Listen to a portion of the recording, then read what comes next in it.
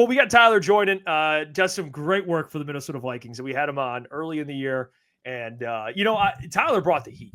Okay, I reached out to him. He said, "Hey, I had some stuff planned for Friday. Still made time for the fellas, so appreciate Tyler for that. Please welcome to the show the man that covers not only the Minnesota Vikings but also the NFL Draft for A to Z Sports and a ton of other Minnesota outlets. Does a great job, Mr. Tyler Forness. Tyler, how you doing, my friend?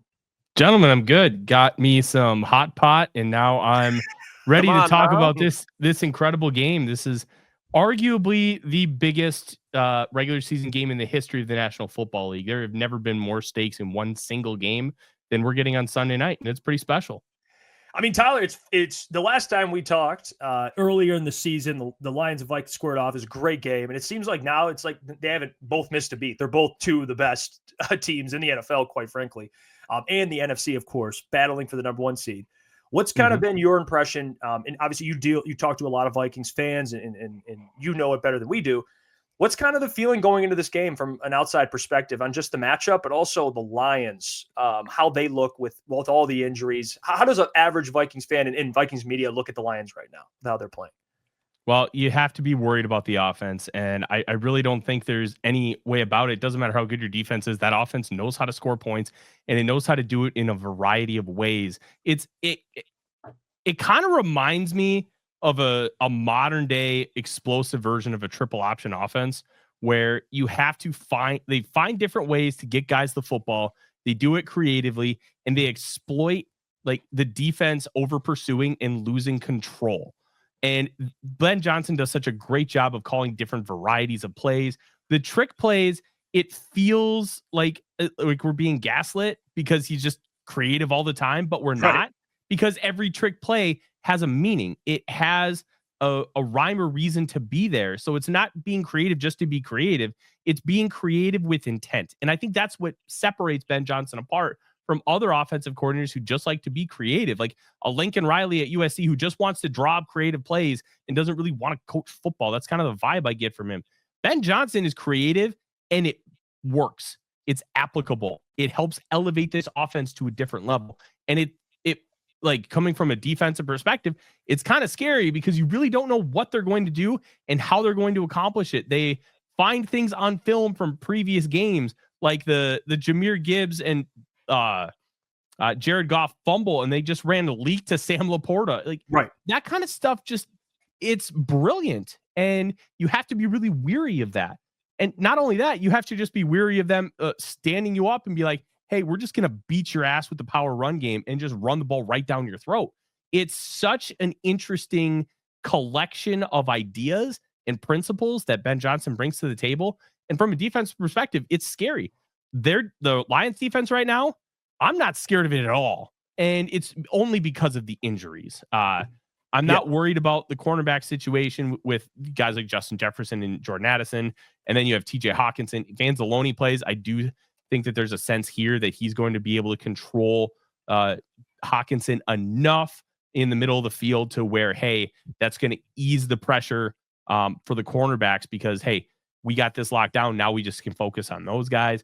There's always a worry with the Vikings about what the run game is going to look like because Kevin O'Connell strays from it just a little too much. He's like Andy Reid. He just wants to throw. But it's been working. Sam Darnold has the most completions in the National Football League of more than 20 yards in the air. And he's been tremendous at driving the ball down the field, finding explosive plays. And that's how the Vikings have lived this year. And that's how they're going to continue to live with Kevin O'Connell. But it's such an interesting game because even with the Lions defense being really decimated by injuries, that doesn't cancel out much because the offense can just pick up all the slack. They've shown it consistently. They've put up 40 points with no turnovers 5 times this year, which is just the most absurd stat of all time. And they are still a legit threat to win the Super Bowl. But I'll tell you, I feel a little better about the Vikings situation in this game than I did in week 7. And if you guys remember, I was really high on the Vikings. And, a couple plays here and there, and the Lions ended up getting the win, and they deserved it. Caleb? Yeah, Tyler, I believe I asked you this last time you were on, kind of just about the tremendous season Sam Darnold is having. And obviously you drafted J.J. McCarthy early in the first round. I know the goal is to win a Super Bowl here with Sam Darnold, but looking into the future, what's kind of the vibe, in your opinion, what they'll do with the whole J.J. McCarthy and Sam Darnold kind of saga that's going on? It's an all-out war on social media right now. Everybody has their stance. They're digging in. It's like the Kirk Cousins dilemma all over again, and it's very frustrating. Yeah. I don't know where I stand. I'm keeping an open mind because I don't think anybody expected Sam Darnold to be like this. And everybody knew he had the talent to do this. I was evident from his time at USC, but it was always, he's never been able to put it together. Well, now he has. So now the question becomes, is it because of him or is it because Kevin O'Connell is this QB guru? Because he elevated Kirk Cousins to a different level. He was incredibly competitive with backups when Kirk Cousins tore his Achilles, even though he went 3-6. They were competitive throughout the course of that entire end of the season.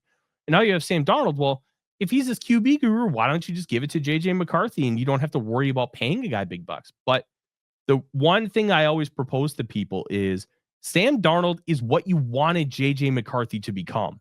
So if you already have that, why would you give it up? It's not a situation, in my opinion, where, oh, we have to pay Kirk Cousins because he's just a good quarterback and you can't not have one. This is the ideal situation. This is what you wanted McCarthy to be.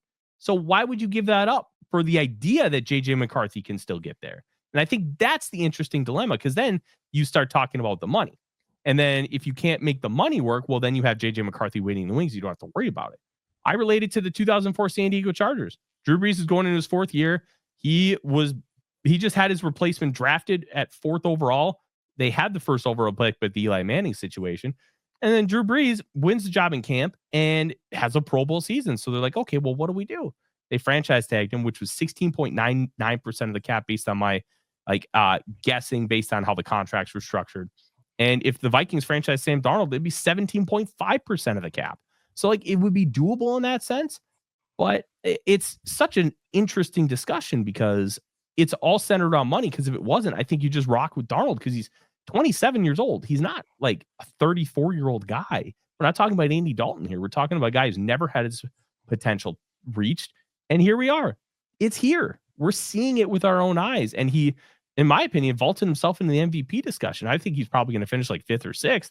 But that's an impressive season for a guy who was essentially an afterthought. And people laughed at the signing of Darnold for $10 million back in March. And now teams are like, national media is basically saying the Vikings have to bring this guy back. It's been quite a wild ride, and he has proven everything to me that he deserves a chance to be a starting quarterback in the National Football League. Tyler, wasn't here last time you were on the show. Appreciate you having. Respect the Warren Moon jersey game behind you. Love the Oilers jersey as well. But let's just cut out the bullshit. Tell me why Lions 4-0 versus the Minnesota Vikings last 4 matchups. Tell me why this will be different. Tell me why you think the Minnesota Vikings, or if you don't, tell me the path that a lot of people in Minnesota are saying this is why the Minnesota Vikings are going to win. Get the 1 seed, get the first round bye with Sammy Darnold. Why is this time different? It's the defense. The defense is significantly different, and it's even different from the first time that we ended up playing at week 7. The Vikings have the number 1 defense in EPA success rate when linebacker Blake Cashman's on the field. They're also 13-0 with him on the field. This defense is just significantly different with a true 3-down linebacker, and he's been incredible for this team. Whether it be in the run game, fitting the run, chasing down quarterbacks, chasing down running backs in the flat, covering in zone or man coverage, and especially as a blitzer. He is so good at those fire blitzes. He's so good as a looper and stunts. They use him a lot in pressure packages, and he is getting to the quarterback. He already has 4.5 sacks on the year, and he's just a menace everywhere. The one area where the Lions have just decimated the Vikings, over the middle of the field. In the first matchup, Jared Goff was 11 of 11. I wrote it up earlier today. I believe it was 188 yards and 2 touchdowns from the line of scrimmage and beyond between the numbers. When you have Blake Cashman there, it's going to be a lot harder for guys like Amon-Ra St. Brown to just kind of settle up in the middle of the field because of how good he is in coverage. It's not going to be impossible. I'm not talking about Blake Cashman like he's Fred Warner. He's not, but he's so good at every element that they ask of him. And that was missing so much when it came to fitting the run. Josh Metellus was a big reason why Jamir Gibbs got that long touchdown run against the Vikings in the first game. And I'm just going to be real. Blake Cashman makes that play. Like, those little details matter so much, and his presence is going to be a big factor. I think if the Vikings win the game, it's going to be because Blake Cashman helped settle down the middle of the field and force the Lions to do other things on offense where they just couldn't kind of pick apart the middle of the field, which they did. Another reason, like, when we played the Lions last year, it was two of the last 3 games. The game before that against the Bengals, they solved the Vikings defense. The Vikings defense was not doing a lot of varied coverages on the back end. They were running a lot of drop 8 Tampa 2. That was kind of their staple. And guess what? They just peppered in dagger. Just pepper it in, and it just decimated the Vikings. They couldn't stop it. They spent a lot of time this offseason getting better fit personnel. They spent a lot of time kind of modifying how they do their coverage structures, and dagger has been significantly less effective. There is no true weakness on this team other than you completely negate the pass rush. And that's going to be a fascinating matchup because Jared Goff was blitzed 70% of the time in the first matchup, and he crushed the blitz. What he hasn't done in the last 3 matchups is crush a non-blitzed coverage. And if the Vikings can get pressure with 3, 4, or 5, which they have done consistently over the past, 8 to 10 weeks, and it's going to be really, really tough against that offensive line, one of the best 2 in the National Football League, then I think you're cooking with gas if you're Minnesota. It's still easily, like, conceptually, it's an easy ask. And actually doing it is incredibly difficult when you have guys like Penei Sewell, Frank Ragnow, Taylor Decker. That's a really, really good unit. But those 2 factors I think are huge. They have to play gap control like I talked about with the triple option. You play your gap, you play your lane, and you stay disciplined, and you make them go through you. I think they have to do that in droves. The things like the Jameson Williams hook and ladder last week, like guys like Williams and Gibbs, they can soften angles because of their elite speed. And when you have a safety like Talanoa Hufanga crashed just a little bit when Amon-Ra St. Brown caught that ball. And then when Jameson Williams got the pitch, he did not have the ability to flip his hips. And then Jameson Williams got the edge, and it was an easy touchdown. You have to be able to stay disciplined, stay in your lane, because you don't know what this team is going to do. And that's what I talked about, the creative aspect earlier. They are created with intent. Everything matters. Nothing is done just because they're bored and they feel like it. It's done with a purpose. And that is why, in my opinion, the Lions have been so successful, because everything matters. If the Vikings can do those things on defense and the offense just operates how it's operated the past 8 to 10 weeks, I think the Vikings can win this game. Doing all those things, it's still going to be incredibly difficult. You're going to go into a raucous environment at Ford Field. This fan base has been energized more than I've ever seen it in my lifetime. I'm 35 years old. I got to watch Prime Barry. I've never seen Lions fans like this. And it's really cool to see. It's well-deserved. And this is going to be a war. This is going to be a war that probably puts up like 60 points. I'm not 100% sure who wins, but I can't wait. It's going to be awesome. Well, I'll ask you, Tyler, too, a player that seems to show up, and he did it earlier this year, obviously, and now it's really his backfield is Jamir Gibbs. He played really well early in the year. Now without David Montgomery, they're depending on Gibbs. He's getting a ton of touches. Just from your perspective, what is it that makes him hard to stop, and what, especially against a Vikings defense, which, like, besides that game, they've been great against the run. I get the offensive line, but what is it about Jamir Gibbs that just makes him difficult to try and contain? This is going to be a really weird comparison, but I kind of compare him to a Jell-O mold with a rocket pack, because he's just kind of got that little bit of wiggle. And he's able to evade guys in open space, but he's got the jets. He did that at Georgia Tech. He did that at Alabama in his 1 year there, and he's done that so far in the National Football League. The one thing that worries me a little bit, or that doesn't worry me that much, is if they start to give him 20, 25, 30 touches, because that's something he's never really done at any level with any form of consistency. Is he going to still be that effective at the end of games if he's on touch 26, 27? I don't know, because we really haven't seen it with any kind of consistency. We're at the end of the season. Everybody's banged up.